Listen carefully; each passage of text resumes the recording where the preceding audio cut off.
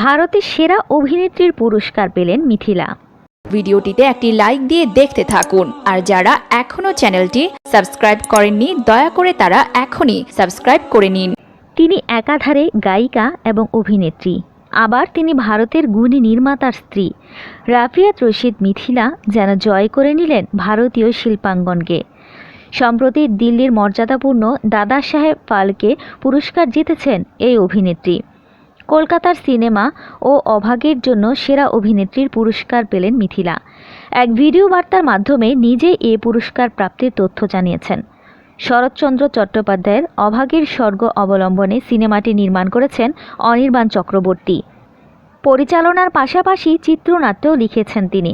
Video বার্তায় মিথিলা বলেন, আমি খুবই খুশি এবং আপ্লুত।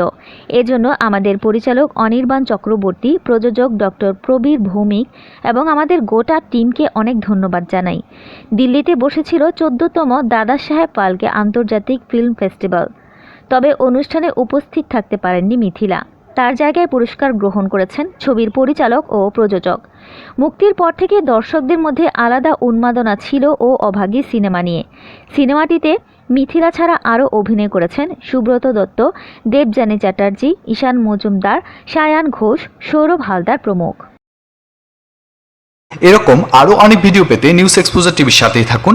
চ্যানেলটি সাবস্ক্রাইব করুন এবং সাথে বেল আইকনটি বাজিয়ে দিন।